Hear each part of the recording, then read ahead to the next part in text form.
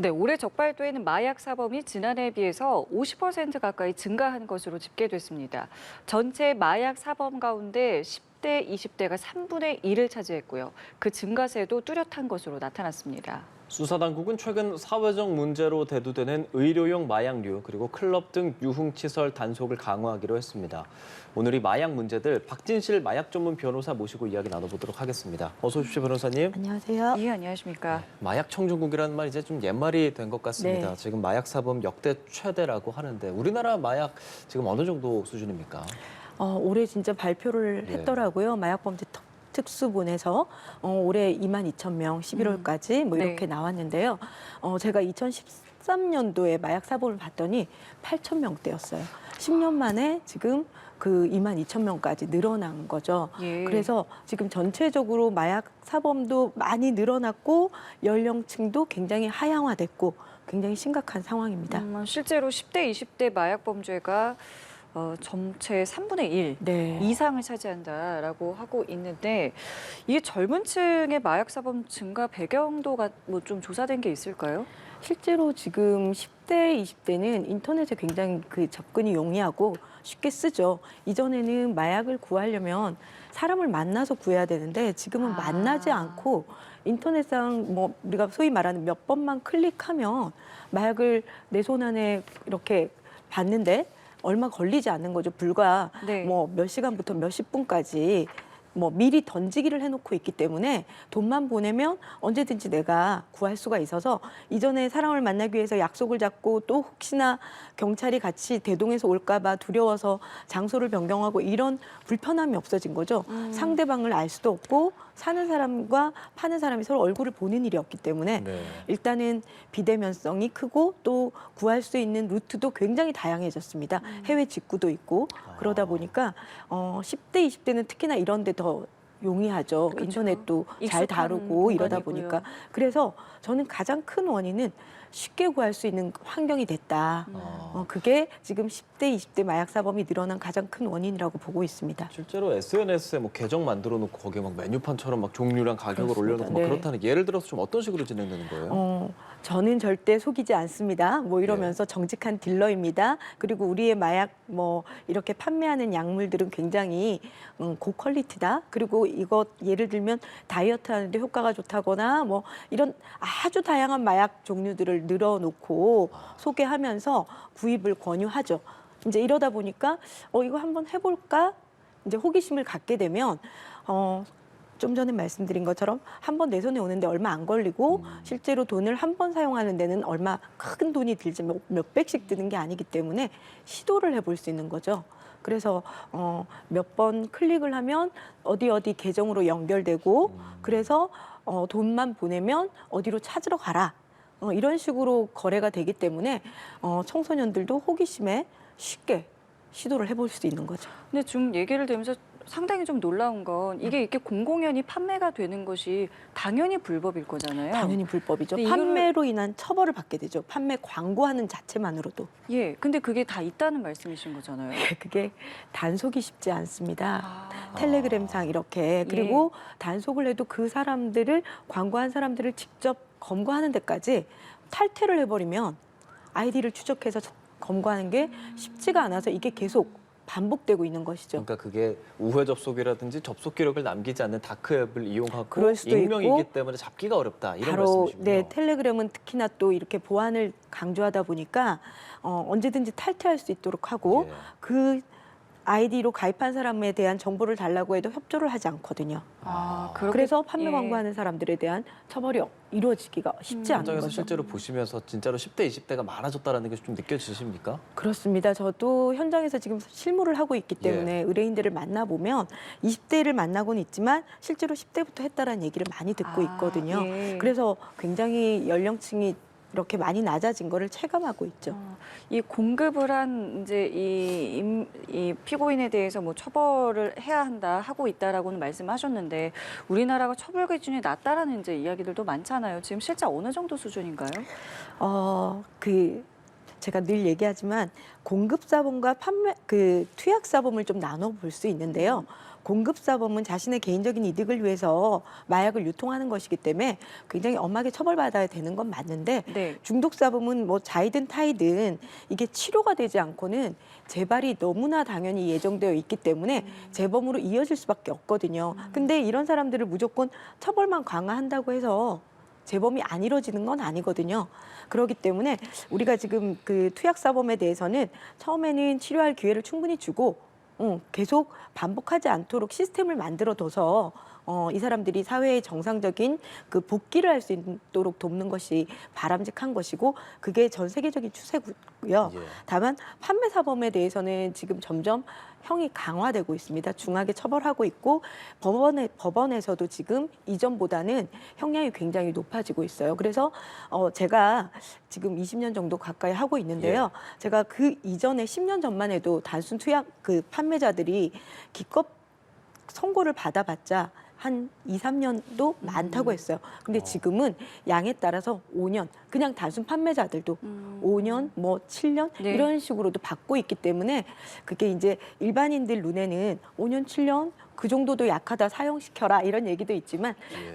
그거는 이제 그 우리 양형 기준표상 점점 올라가고 있고 좀 더 이제 그 경각심을 줘서 판매사범들이 근절될 수 있도록 하는 게 맞겠죠. 예, 아까 이제 그 지금 10대, 20대 마약 사범이 늘어난 이제 가장 이제 큰 배경 중에 하나가 이제 좀 손쉽게 지금 인터넷을 통해서 구할 수 있는 이 환경을 말씀을 하셨는데 최근에 뭐 여러 치료 목적으로 이제 병원에서 이제 구할 수 있는 약으로 인해서 중독이 된 경우도 있다라고 이제 보도가 되고 있는데 여기서 일단 이 질문을 좀 드리기 전에 그 이 마약, 그러니까 병원에서 이제 마약 성분이라고 해야 되나요? 네. 그걸 향정신성 이제 의약품이라고 저희가 마약류 의약품. 그렇죠. 네. 그게 사실은 이제 의료용 마약? 일반인들도 많이 이제 뭐 어떤 뭐 예를 들면 뭐 수면 내시경이라든가 그렇습니다. 이런 경우에 이제 할 수 있는 부분이잖아요. 지금 이게 어떻게 좀 분류되어 있는지 좀 먼저 말씀을 좀 해주실까요? 우리가 지금 마약류 관리에 관한 법률에서는 예. 합법 마약도 있고 불법 마약도 있습니다. 우리가 지금 모든 게 마약이라고 얘기를 하지만 네. 마약류라고 해서 규정이 돼 있는데 예. 예를 들면 그 앵커님들도 아시겠지만 필로폰 그럼 불법 마약이죠. 그렇죠. 예. 그런데 졸피뎀, 네, 예, 예. 그리고 프로포폴, 음. 마취에 사용되는 네네. 또 요즘에 또 많이 언급되고 있는 케타민 이것도 다 의료용 마약이거든요. 그렇죠. 의료용 마약은 의사의 처방하에 적법하게 사용할 수 있습니다. 그런데 이것들을 불법 유통해서 불법적으로 구매해서 사용하면 마약류 관리에 관한 법률에 위반되기 때문에 처벌받거든요. 예를 들면 요즘 전체적으로 좀 많아진 게 여자 청소년들이 예. 다이어트 약을 불법적으로 유통하고 있죠. 유통해서 구매하고 있죠. 워낙 요즘 외모에 관심이 많다 보니까 어린 청소년들이 다이어트 약을 이제 병원 가서 처방을 받기도 하지만 불법적으로 뭐 소위 말하는 당근 땡땡 이런 데 예, 가서 유통을 해서 본인이 구입해서 사는데 이런 식으로 사면 본인이 처방받은 게 아니기 때문에 왜? 마약류이기 때문에 그렇게 사면 안 된다는 거를 경찰이나 이렇게 수사기관에 조사받으러 오라고 연락받을 때 처음 알게 되거든요. 의사분들도 이거를 얘기하지 않아요. 이거는 마약류이기 때문에 처방받은 본인만 사용해야 되고 다른 사람한테 건네주면 불법입니다. 이런 얘기를 하지 않죠. 네네. 그렇기 때문에 우리는 많이 모르고 있어요. 졸피뎀 같이 수면제도 예. 마찬가지로 내가 수면장애가 있어서 졸피뎀을 처방받았는데 옆 사람이 나도 문제 있어 그러면 너도 하나 먹어봐. 이 자체도 불법이거든요. 근데 처방해주는 의사분들이 이런 설명을 하지 않아요. 이게 다 마약류로서 예. 처방 권한이 있는 사람, 취급 자격이 있는 사람만 해야 되는데 취급 자격이 없으면 불법이고 이런 것들을 우리 사회 전반이 모르고 있기 때문에 잠재적인 마약 사범이 되어 있는 것이죠. 실제로 말씀해 주시니까 생각이 나는 게 뭐 연예인이라든지 네. 다양한 마약 사건에서 프로포폴을 과대 처방을 받았다. 과다 처방, 그런 네. 경우는 의사가 처방을 해준 거잖아요. 그렇죠. 그 의사에 대한 뭐 법적인 조치라든지 이런 부분들은 어떻게 잘 되고 있습니까? 실제로 그 의사들 같은 경우는 예. 나는 환자가 뭐 이런 시술을 원하기 때문에 프로포폴 처방을 해준 거다. 단순히 프로포폴 자체만 처방할 수는 없죠. 왜냐하면 이거는 그 시술이나 수술을 하기 위한 마취제로 사용되는 것이기 때문에 네. 그런데 환자가 이런 시술을 받기 때문에 하는 거다라고 한다면 의사로서는 나는 정당한 처방 권한을 가지고 한 것이기 때문에 문제 없다라고 하는데 악용하는 거죠. 의료 목적의 사용. 단순히 자신의 이제 어떤 다른 그 목적을 위해서 사용하는 그 부분에 대해서는 의사도 알고 있었다라고 판단이 되면 기소가 돼서 처벌을 받게 되죠. 다만 이제 그 의사로서 어느 정도 양을 했는지 예. 기간이 얼마 정도인지 진짜로 고의가 없었는지에 따라서 이제 벌금이나 집행유예 아주 심각하면 징역 실형을 선고받기도 한 사례들이 있습니다. 이 다른 목적으로 빼돌리는 것은 지금은 그러니까 병의원이 자체적으로 관리 감독을 해야 되는 거잖아요. 그렇죠. 일차적으로는요. 그러니까 이 부분이 근데 뭐 약간 빈틈을 이용해서 이제 이런 일들이 벌어지고 있는 거잖아요. 실제로 지금은 마약류에 대한 그 우리가 식약처에서 만든 마약류 통합 관리 시스템이라는 게 있어서 예, 예. 모든 마약류에 대해서는 취급을 하고 나면 시스템에 다 보고를 하게 돼 있습니다. 네. 그래서 이번에 유아인시 사건에서도 과다 처방에 대한 게 시스템상 확인이 됐기 때문에 고발 조치해서 수사까지 진행이 됐던 것이고요. 지금 네. 기소됐지만 그래서 이게 정확하게 제대로 보고가 되고 있기 때문에 좀 많이 통제가 되고 있는데 이전에는 이게 제대로 관리가 되지 않았기 때문에 병원에서 의사가 자신이 셀프 처방하면서 뒤로 빼돌려서 외부에다 판매하거나 이런 일도 가끔 있었죠. 그 예. 지금은 그래도 좀 시스템화가 그렇죠. 됐다. 예, 그래서 그 주기적으로 이렇게 시스템화해서 간격을 짧게 해서 오남용하는 부분들에 대해서 관리를 하고 있습니다. 예, 실제로 압구정 롤스로이스 교통사고 뭐 어제 재판도 있었는데 네. 그 가해자의 경우에는 그 사고 당일 성형외과에 가서 향정신성 약품을 받고 운전을 했다. 뭐 그런 식으로 보도들이 많이 됐단 말이죠. 그렇다면 그렇게 운전을 하는 것, 마약 이 사이의 연관성이라든지 그거를 방지할 수 있는 법안 이런 것들이 좀 있습니까 지금? 지금은 그 저희가 이제 병원에 가서 예. 수면 내시경을 할 때 뭐 대장 뭐 이런 것들 네. 위 이렇게 할 때 마취를 하는데 그날 차를 가지고 오지 마십시오라고 미리 고지는 맞습니다. 강제 조항은 아니죠. 왜냐하면 타고 가는 것까지 확인을 하거나 이러지는 않기 때문에요. 그러다 보니까 실제로 그 마취를 하고 나서 그 검사를 한 이후에 어느 정도 시간이 걸리는데 이 시간 전에 운전을 하고 갔을 때 사고가 일어날 수 있거든요. 예. 이 부분에 대해서는 지금 그 법적 그 공백이 있는 것이죠. 아. 강제할 수 있는 게 없기 때문에 예. 온전히 자신의 그 판단인 거죠. 그래서 마취가 꿰지 않은 상태에서 운전을 해서 사고가 났다. 그렇게 됐을 때도 네. 지금 뭐 교통사고 특가법이나 이런 예. 게 적용되긴 하지만 본인이 정당한 처방을 해서 한 것이기 때문에 예. 그게 마약을 투약한 상태에서 운전했다라고 이걸로 바로 의율되는 거는 조금 더 또 다른 문제가 될 수 우리가 있는 거죠. 음주 운전을 하면 음주를 측정해서 그렇죠. 네. 퍼센테이지가 나오고 어느 정도 수준이면 네. 하면 안 된다 이런 기준들이 있잖아요. 그럼 마약에 대해서는 그 기준이 현재로서 없다고 보면 되는 겁니까? 마약은 실은 최근에 지금 마약을 투약한 상태에서 운전을 해서 사고가 났을 때 사고가 나야 이제 사고 난 원인을 음주 불어보세요. 네네. 또는 이 사람이 이상하다 그래서 마약 검사를 하지만 네. 그 전 단계에서는 지금 경찰이 확인할 방법이 없습니다. 아. 네, 그래서 우리가 지금 음주 운전이 아닌 운전을 했는데 뭔가 이 사람이 이상하다 해서 예. 신고가 들어갔어요. 예. 그런데 마약을 소지하거나 주사기가 나오거나 뭐 이런 것들이 없다면 강제로 이 사람을 마약 검사하자라고 하기는 쉽지가 않은 것이죠. 그럼 이번에 이 뭐 타액을 채취하는 기기가 교통사고 현장에 이제 도입이 된다라고 하는데 그럼 이거는 이전에 그 어떤 마약 간이 검사보다 조금 더 뭐 즉각적으로 좀 반응을 얻어낼 수 있는 그런 그렇죠. 겁니까? 그 실제로 이전에는 마약 검사할 때 가장 기본적인 게 우리가 많이 듣는 소변 검사. 그렇죠. 아. 예, 소변 검사를 하려면 예. 여자나 남자나 다 화장실에 데리고 가서 소변을 받아서 네. 예, 시약기에 이렇게 떨어뜨려서 검사 결과 나올 때까지 시간을 기다립니다. 네. 문제는 일단은 화장실을 찾아야 되고 소변이 나오지 않는다고 버티는 사람들도 있습니다. 그러면 저도 제가 했던 의뢰인도 한 3-4시간을 계속 화장실 가도 나는 안 하겠다. 안 된다. 어. 그럼 계속 기다려야 돼요. 그럼 그런데 여- 지금 이번에 나온 타액으로 예. 확인할 수 있는 것은 이제 3분 정도 만에 바로 확인이 된다고 하니 굉장히 시간적, 장소적인 이렇게 제약이 좀 없어져서 확인이 좀 더 쉬워진 건 사실입니다. 근데 이 경우에도 운전자가 거부하면은 예, 그게 방법이 없는 거 아닙니까? 반드시 응해야 된다 이건 없습니다. 우리가 음주 측정은 거부하게 되면 예. 측정 거부에 인한 처벌을 받게 되거든요. 아. 1년에서 5년 예, 이런 예. 식으로. 그런데 마약 검사를 이렇게 지금 이거는 강제 수사가 아니기 때문에 네. 거부를 했다고 하더라도 이 부분으로 처벌할 규정은 없습니다. 네. 이것도 또 궁금한 게 마약의 종류가 계속해서 좀 진화하고 늘어나고 있다라고 하잖아요. 네. 그럼 이 검사의 방법도 계속 바뀌어져야 되는 겁니까? 아니요. 그 검사의 방법이 바꿔지는 건 아니고 마약이 종류에 따라 확인되는 그 화학 물질에 대한 반응이 다르기 때문에 네네. 새로운 마약이 나오면 조금씩 조합을 달리해서 그런데 기본적으로 지금 나와 있는 마약류로 처벌할 수 있는 거는 법정 제형주의이기 때문에 이미 규정돼 있습니다. 그 외에 새롭게 신종 마약이 개발돼서 나오면 이 부분은 이게 유해성이나 중독성이나 확인될 때까지 임시 마약류로 지정되지 않는다면 처벌할 근거가 없거든요.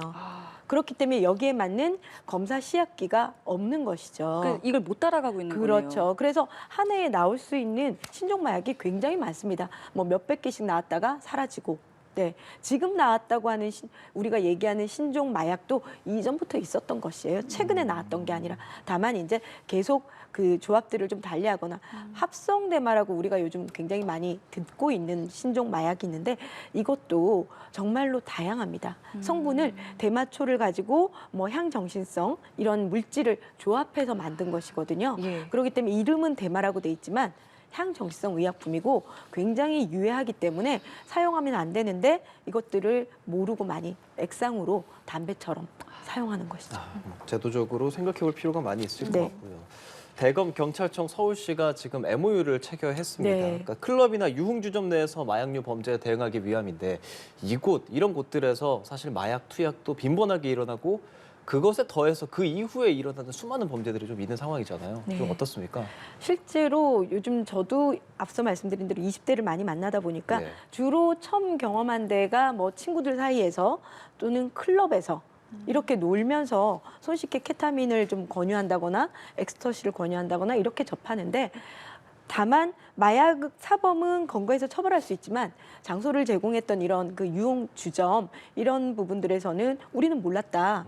거기서 하고 있는지 몰랐다라고 하면 솔직히 처벌하기가 어렵고 영업 정지를 시킨다거나 이런 부분이 어려워서 이번에 합동 단속도 하고 행정법규 위반되는 부분이 없는지 그렇다면 우리가 뭐 식품위생법을 통해서 또는 건축법 위반을 통해서 영업 정지까지 우리가 고려할 수 있도록 적극적인 대응을 하겠다. 결국 그렇게 한다는 거는 유흥업소들 자체적으로 이렇게 본인들이 마약을 하지 않는 환경을 좀 만든다던가 네. 주의를 한다던가 이렇게 환기를 하는 효과는 분명히 있을 것으로 보입니다.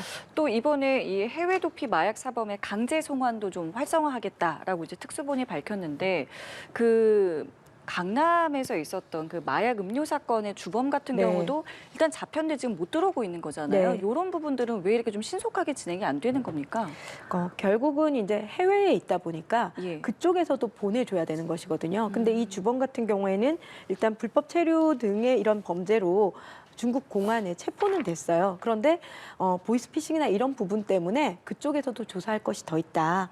그래서 우리가 조사를 하고 예. 보내주겠다 하고 있기 때문에 시간이 지금 지연되고 있는 것이죠. 이게 좀 더 적극적으로 저쪽도 안 보내주려고 하는 게 아닌데 자신들도 보이스피싱 현재 그 자국 내에서 일어난 범죄도 조사를 해야 되는 건 맞거든요.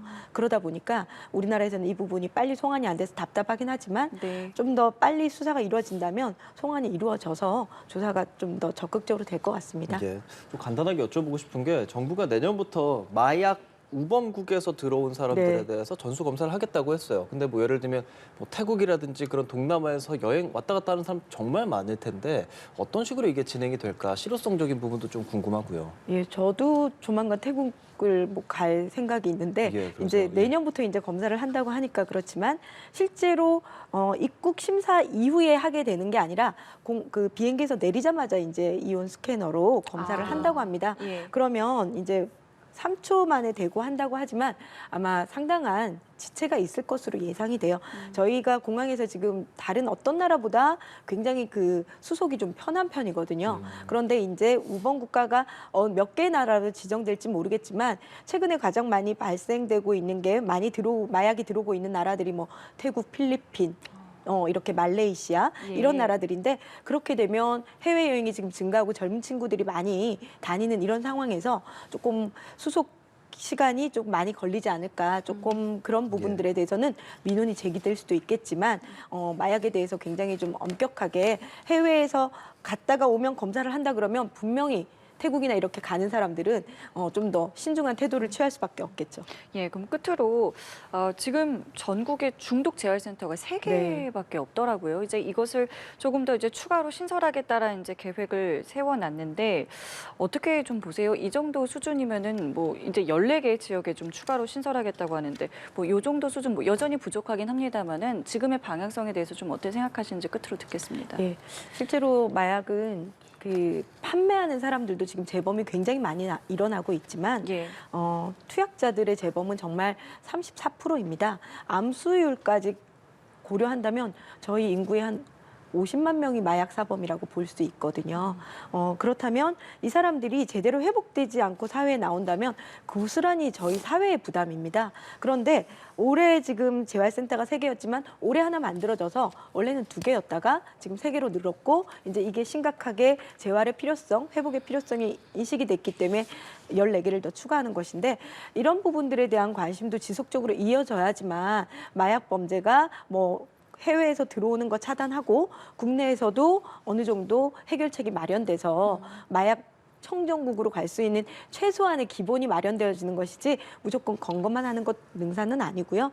지금처럼 치료 재활에 대해서 센터가 계속 지어지는 게 문제가 아니라 활용을 제대로 할 수 있게끔 많은 지원이 필요하다고 생각을 합니다. 예. 더 많은 논의가 필요해 보입니다. 지금까지 박진실 변호사와 함께했습니다. 오늘 말씀 잘 들었습니다. 감사합니다. 네.